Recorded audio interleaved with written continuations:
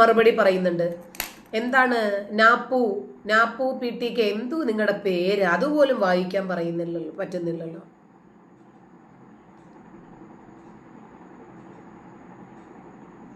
എന്തു ഇയാൾക്ക് വായിക്കാനുള്ളത്, പറയാനുള്ളത്? എന്റെ കമന്റ് ഉണ്ടാക്കെന്നും പറഞ്ഞു വന്നിരിപ്പുണ്ട്. അപ്പോൾ ബൈബിൾ കോപ്പി അടിച്ചാണോ ഖുർആൻ എഴുതിയത് എന്ന് ഒരു മുസ്ലിം പെൺകുട്ടി പബ്ലിക്കായിട്ട് ഒരു വേദിയിൽ നിർത്തി ഉസ്താദിനോട് ചോദ്യം ചെയ്യത്തക്ക രൂപത്തിൽ വളർന്നു എന്ന് പറഞ്ഞാൽ അതൊരു നല്ല ധൈര്യമാണ്, അതൊരു നല്ല ഇന്റൻഷനാണ്. അപ്പോൾ അവസാന വേദഗ്രന്ഥമായ വിശുദ്ധ ഖുർആൻ അതിനു മുമ്പുള്ള വേദഗ്രന്ഥങ്ങളെ റദ്ദ് ചെയ്ത് അവതരിപ്പിച്ച വേദഗ്രന്ഥമല്ല.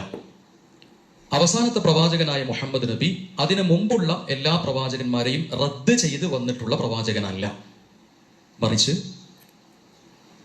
ഓരോ സമൂഹത്തിലേക്കും അയച്ചിട്ടുള്ള പൂർവ്വ പ്രവാചകന്മാരെയും പൂർവിക വേദഗ്രന്ഥത്തെയും അംഗീകരിച്ചു കൊണ്ടുവന്നതാണ്. മുഹൈമിനൻ അവയെല്ലാം സംരക്ഷിച്ചുകൊണ്ടാണ് വന്നിട്ടുള്ളത്. എന്നാൽ ഒരു പ്രവാചകൻ വരുന്ന സമയത്ത് തൊട്ട് മുമ്പ് ഉള്ള മുമ്പിലിരിക്കുന്ന ആളുകൾക്ക് ഇതിനെ സംബന്ധിച്ചിട്ട് അറിയില്ല എന്ന് ഇദ്ദേഹത്തിന് വ്യക്തമായും അറിയാം. ഒന്നതാണ്. രണ്ട്, അവരാരും ചോദ്യം ചെയ്യില്ല എന്നും കൃത്യമായിട്ടും ഇദ്ദേഹത്തിന് അറിയാം. മുമ്പുള്ള ഗ്രന്ഥങ്ങളെ അള്ളാഹു ദുർബലപ്പെടുത്തിക്കൊണ്ടുള്ള വചനങ്ങൾ ഖുർആനിലുണ്ട്. മുമ്പുള്ള ഗ്രന്ഥങ്ങളിൽ മനുഷ്യന്മാർ കൈകടത്തലുകൾക്ക് വിധേയമാക്കിയെന്നും ആ ഖുർആൻ ആ മുമ്പുള്ള വേദങ്ങളെ വളരെ തുച്ഛമായ വിലയ്ക്ക് മനുഷ്യൻ വിറ്റെന്നും അതുകൊണ്ട് അള്ളാഹു അവസാനമായി പൂർണ്ണമായ ഒരു ഗ്രന്ഥം ഇറക്കിയിട്ടുണ്ടെന്നും അതാണ് സത്യാസത്യ വിവേചന ഗ്രന്ഥം അഥവാ ഫുർഖാനുൽ അലീം എന്ന ഗ്രന്ഥം. സത്യത്തെയും അസത്യത്തെയും പരസ്പരം വേർതിരിക്കുന്ന അവസാനത്തെ ഗ്രന്ഥം ഖാതിമുൻ നബിയ്യ, അവസാന പ്രവാചകൻ ഇറക്കിയ അവസാന ഗ്രന്ഥമാണ് ഖുർആൻ എന്ന് പറയുന്നുണ്ട്. എന്തിനാണ് മുമ്പുള്ള ഗ്രന്ഥങ്ങളിൽ കൈകടത്തലുകൾ കടത്തി എന്ന് പറഞ്ഞിട്ട് പിന്നീട് നിങ്ങൾക്ക് ഇതിനകത്ത് എന്തെങ്കിലും സംശയം തോന്നിയാൽ അതിലേക്ക് നോക്കണമെന്ന് പറഞ്ഞപ്പോൾ പടച്ചോൻ വന്ന വഴിക്ക് തലയെവിടെയെങ്കിലും തട്ടിയോ? നുണ പറയുന്നവനാണെങ്കിൽ ഓർമ്മശക്തി ഉള്ളവനായിരിക്കട്ടെ. ആദ്യം പറഞ്ഞത് എന്താണ് എന്ന് മനസ്സിലാക്കണ്ടേ. നിങ്ങൾ ഏതെങ്കിലും ഒരു കാര്യത്തിൽ സംശയം ഉള്ളവരാണെങ്കിൽ അള്ളാഹുവിലേക്കും അവന്റെ ദൂതനിലേക്കും മടങ്ങിക്കൊള്ളാൻ എന്നാ പറഞ്ഞത്. നിങ്ങൾക്ക് ഈ ഗ്രന്ഥത്തെ സംബന്ധിച്ച് എന്തെങ്കിലും സംശയങ്ങൾ ഉണ്ടെങ്കിൽ ആദ്യമുള്ള വേദങ്ങളിലേക്ക് നോക്കാൻ പറഞ്ഞു. ഇതൊക്കെ പരസ്പര വിരുദ്ധങ്ങളാണ്. ആദ്യമുള്ള ഗ്രന്ഥങ്ങളിൽ കൈകടത്തലുകൾ നടത്തിയെന്ന് പറഞ്ഞിട്ട് പിന്നീട് അതിലേക്ക് നോക്കാൻ പറഞ്ഞത് എന്തിനാ? പ്രവാചകന്റെ സന്ദേശങ്ങളെയും അഭിപ്രായങ്ങളെയും ആ ജനങ്ങൾ എന്ത് ചെയ്യും? കേടുപാടിലേക്ക് മാറ്റും, തെറ്റിലേക്ക് മാറ്റും. അപ്പോഴാണ് മറ്റൊരു പ്രവാചകൻ വരുന്നത്.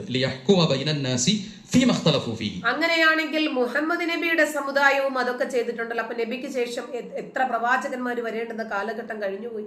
അപ്പൊ അതുകൊണ്ട് തന്നെ മുമ്പുണ്ടായിരുന്ന വേദഗ്രന്ഥമായ തൗറാത്ത്, ഇഞ്ചീല്, സബൂർ തുടങ്ങിയ വേദഗ്രന്ഥത്തിലുള്ള പരാമർശങ്ങൾ ഒരു ചരിത്രം എന്ന നിലയ്ക്കും അടിസ്ഥാന വിശ്വാസ സത്യം എന്ന നിലയ്ക്കും വിശുദ്ധ ഖുർആനിൽ കാണും.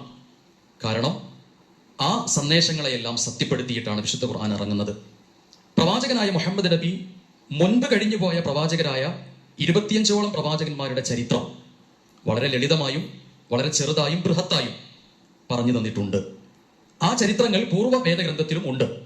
അതുകൊണ്ട് ചരിത്രം മാറ്റം വരുന്നതല്ല എന്നതുകൊണ്ട് വിശുദ്ധ ഖുർആൻ ആ ചരിത്രം പറയുമ്പോൾ മുമ്പുള്ള വേദഗ്രന്ഥത്തിലെ ചരിത്രം വീണ്ടും ആവർത്തിക്കും. അതൊരിക്കലും വിശുദ്ധ ഖുർആനിലെ സന്ദേശങ്ങൾ ഒരിക്കലും മറ്റുള്ളത് അതേപോലെ പകർത്തി എഴുതിയതാണ് എന്ന് പറയുന്നത് ആ അർത്ഥത്തിൽ ശരിയല്ല. എന്നാൽ ഏകദൈവാരാധന, പരലോക വിശ്വാസം, നീതി, ധർമ്മം, സത്യം, മൂല്യങ്ങൾ, സമൂഹ സുരക്ഷ തുടങ്ങിയ കാര്യങ്ങളിൽ ആദിമ മനുഷ്യൻ മുതൽ അന്തിമ മനുഷ്യൻ വരെ അംഗീകരിക്കാവുന്ന ഏകമായ സത്യമാണ്.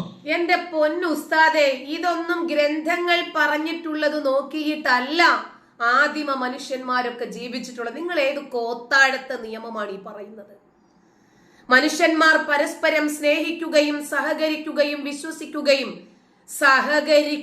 സഹായിക്കുകയും ചെയ്തിട്ടുള്ളത് വേദഗ്രന്ഥങ്ങൾ എന്തു പറയുന്നു എന്ന് നോക്കിയിട്ടല്ല. ഈ വേദഗ്രന്ഥങ്ങൾ ഇറങ്ങിയിട്ടില്ലാത്ത സമൂഹങ്ങളുണ്ട്. രാജ്യങ്ങളുണ്ട്.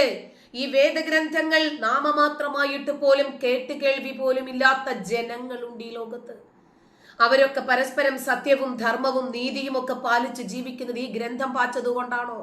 ഈ ഗ്രന്ഥം പാച്ചതുകൊണ്ട് അൽ ഖ്വയ്ദയുണ്ടായി, ലഷ്കർ ഇ തൊയ്ബയുണ്ടായി, ഹമാസ് ഉണ്ടായി, ഐസിസ് ഉണ്ടായി, ഹിസ്ബുള്ളയുണ്ടായി. അല്ലേ?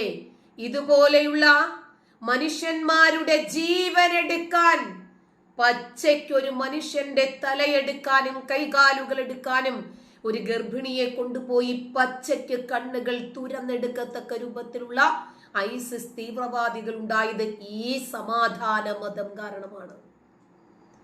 ഇതില്ലായിരുന്നെങ്കിൽ, ഈ ഒരു നബിയും ഈ ഒരു ഗ്രന്ഥവും ഇല്ലായിരുന്നെങ്കിൽ എത്രയോ മുമ്പേ മനുഷ്യൻ പുരോഗതി പ്രാപിക്കുമായിരുന്നു. ചോദ്യം നിങ്ങൾ ശ്രദ്ധിച്ചിട്ടുണ്ടാകും, ഉത്തരവും. ആ പെൺകുട്ടി ചോദിച്ച ചോദ്യം ബൈബിളിന്റെ കോപ്പിയടിയല്ലേ ഖുർആൻ എന്നാണ്. ഇദ്ദേഹം പറഞ്ഞു വരുന്നത് എന്താണ് ഖുർആൻ എന്നാണ്. ഖുർആനിനകത്തുള്ള എന്തൊക്കെയോ പുഴുങ്ങിയെടുത്ത നീതിയെക്കുറിച്ചും സത്യത്തെക്കുറിച്ചും ഒക്കെയാണ് അദ്ദേഹം സംസാരിച്ചുകൊണ്ടിരിക്കുന്നത്. ഓരോ പ്രവാചകന്മാരും പറയുന്നത്.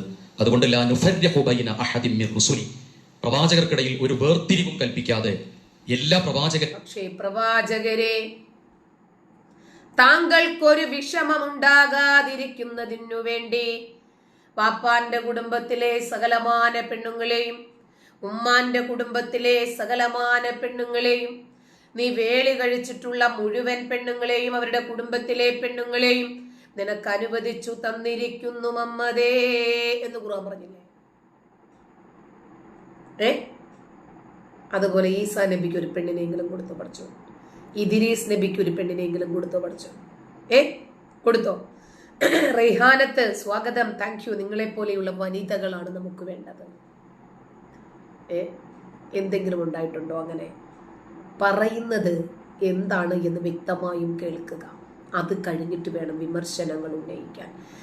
ഒരു പ്രവാചകന്മാർക്കിടയിലും പരസ്പരം വേർതിരിവുകൾ കൽപ്പിച്ചിട്ടില്ല എന്ന് പറയുമ്പോൾ പ്രവാചകനെ ഒരു സ്ത്രീലമ്പടനായിട്ടാണ് ഖുർആനും ഹദീസും പരിചയപ്പെടുത്തുന്നത്, ഇസ്ലാമിക ചരിത്ര ഗ്രന്ഥങ്ങളും പരിചയപ്പെടുത്തുന്നത്. പക്ഷെ ഈസാ നബി ആകട്ടെ മാന്യനാണ്. എന്തെങ്കിലും പ്രവാചകനെ സംബന്ധിച്ച് ഏതെങ്കിലും ഒരു തോട്ടത്തിൽ കൊണ്ടുപോയിട്ട് ഈസാ നബി ഒരു കളി തരുമോ കരളെ എന്ന് ചോദിച്ചിട്ട് ഏതെങ്കിലും പെണ്ണിന്റെ പിന്നാലെ ഒലിപ്പിച്ച് നടന്നിട്ടുണ്ടോ? മമ്മദണ്ണൻ നടന്നതിന് തെളിവുണ്ട്. അപ്പോൾ മമ്മദണ്ണന് ഏതെങ്കിലും ഒരു പെണ്ണിനെ എങ്ങാനും മമ്മദണ്ണൻ ഒന്ന് നോക്കിയാൽ അവൾ അവിടെ നിന്നോട്ടെ, അതാണ് അവളുടെ മതനിയമം എന്ന് പഠിപ്പിച്ച ഗ്രന്ഥമല്ലേ ഖുർആനും ഹദീസും ഒക്കെ, ഇസ്ലാമിലെ കർമ്മശാസ്ത്ര ഗ്രന്ഥങ്ങളൊക്കെ. ഫത്തുൽ മുഈനും അതുപോലെ ഉന്തയൊക്കെ നമ്മളെ കൊണ്ട് തുറപ്പിക്കല്ലേ? അവരുടെ സന്ദേശത്തെയും അതിന്റെ ആദിമ വിശുദ്ധിയിൽ അംഗീകരിക്കുന്നു എന്നതാണ് മുസ്ലിമിന്റെ പ്രത്യേകത. എന്നതുകൊണ്ട് അതൊരിക്കലും പകർത്തി എഴുതിയതല്ല. വിശുദ്ധ ഖുർആനിൽ ഇല്ലാത്ത കുറേ സംഗതികൾ പൂർവ്വവേദങ്ങളിലുണ്ട്. പൂർവ്വവേദങ്ങളിലുള്ള ചില പരാമർശങ്ങൾ മാത്രം അടിസ്ഥാന സത്യങ്ങൾ എന്ന നിലയ്ക്ക് വിശുദ്ധ ഖുർആനിൽ കാണാം എന്ന് മാത്രമേ ഉള്ളൂ. അതിൽ വിട്ടുപോയകാർ ആഡ് ചെയ്യുന്നത് ഈ ബൈബിൾ, അതായത് ചോദ്യം ബൈബിളിന്റെ കോപ്പിയടിയാണോ ഖുർആൻ? എന്റെ പൊന്നു ഉസ്താദെ, ഞാനത് നിങ്ങളോട് ഒന്നും കൂടി ഓഡിയൻസിനെങ്കിലും കാര്യമൊന്ന് മനസ്സിലായിക്കോട്ടെ. നിങ്ങൾ ആ ചോദ്യം ഒന്ന് കേട്ടു നോക്കിയേ. ഒരു പെൺകുട്ടി പാവം, ആ കൊച്ചു തന്നെ എന്ത് വിചാരിക്കുക? നിങ്ങൾക്ക് ഉത്തരങ്ങൾ അറിയില്ല എന്നല്ലേ? ഉത്തരം ഇല്ലാന്ന് നമുക്കറിയാം. എന്റെ പേര് സഫാന. ചോദ്യം, ബൈബിളില് പഴയ നിയമത്തിലും പുതിയ നിയമത്തിലും ധാരാളം ആശയങ്ങൾ അതുപോലെ വചനങ്ങളൊക്കെ ഖുർആനിൽ അതേപോലെ അല്ലെങ്കിൽ അതിനോട് സാമ്യമായിട്ട് കാണുന്നുണ്ടല്ലോ. അപ്പൊ മറ്റു മതഗ്രന്ഥങ്ങളിൽ നിന്ന് അല്ലെങ്കിൽ തത്വങ്ങളിൽ നിന്നൊക്കെ കടമെടുത്തതാണോ അല്ലെങ്കിൽ അത് കേന്ദ്രീകരിച്ചിട്ടാണോ ഖുർആൻ നിർമ്മിച്ചിട്ടുള്ളത്? ചോദ്യം ഇതാണ്. ഈ ചോദ്യത്തിന് നമ്മുടെ മഹാപുരോഹിതൻ മറുപടി പറഞ്ഞില്ല. മറിച്ച് അദ്ദേഹം പറഞ്ഞുകൊണ്ടിരുന്നത് എന്തെന്നറിയാമോ? ഖുർആനിൽ എന്താണുള്ളത്, ഖുർആൻ എങ്ങനെയുള്ള ഗ്രന്ഥമാണ്, പ്രവാചകന്റെ ബാധ്യത എന്താണ്. സത്യം പറഞ്ഞാൽ ബൈബിളിൽ ഉള്ളതെല്ലാം തന്നെയാണ് ഖുർആനിലുള്ളത് എന്ന് ബൈബിൾ ഒറ്റ ഇരിപ്പില് വെറുതെ ഒരു ഒറ്റ നോട്ടത്തിൽ വായിച്ചിട്ടുള്ള ആളുകൾക്കെങ്കിലും അറിയാൻ പറ്റും. ഫുള്ളുടായിപ്പാണെന്നേ.